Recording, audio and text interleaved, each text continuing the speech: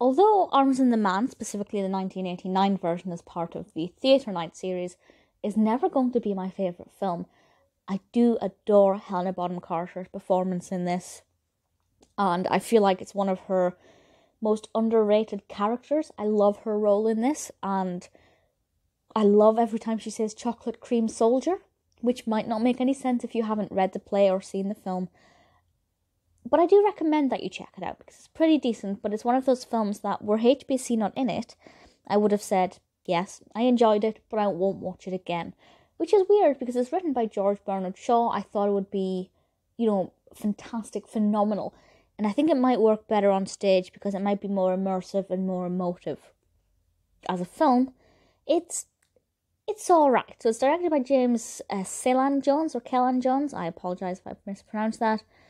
And it's about this Swiss captain who is fighting as a mercenary in the war that's currently going on between Bulgaria and Serbia. It's set in the 1860s. And he happens upon this young girl's bedroom by means of escape rather than anything else. But he meets this... Pip Torrens plays this captain, and he meets Raina Petkoff, played by HBC, who is quite a young girl, and he climbs into her bedroom and they start this friendship. I will say friendship. I think that is the right word to use.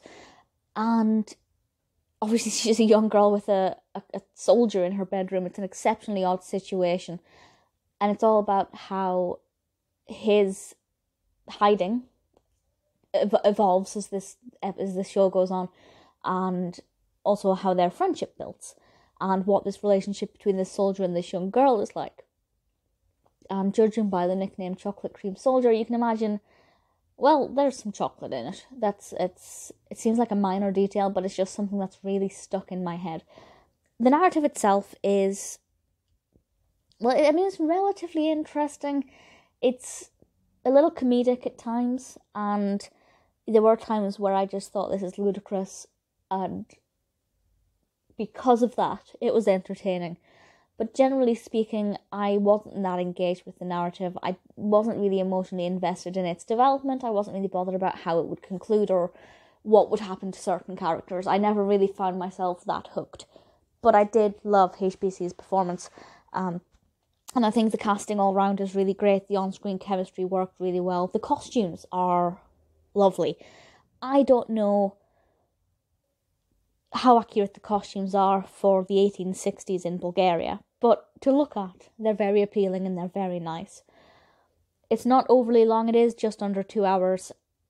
The time passed relatively quickly. I enjoyed it enough. As I said, it's a film that I've seen in parts a few times. I've seen it once all the way through, of course, but I've kind of seen bits and pieces here and there, just because I love HBC's performance in this. But it's not a film that I think I would ever sit down and watch again in its entirety, because it just lacks that spark for me. Maybe it would work better on stage if you're in the audience and, laughter is infectious, the dramatic moments are going to be more heightened. Maybe it is better to have it on stage. Maybe one day I'll see it on stage just to see how it compares. But I'm glad enough that I've seen it. I would recommend it, because I feel like it's one of those things that you need to see at least once in some version, on stage, on film. There are a few other versions of this, but obviously I'm going to recommend the 1989 one with Helena Bonham Carter, because she's exquisite in this and she makes it completely worthwhile.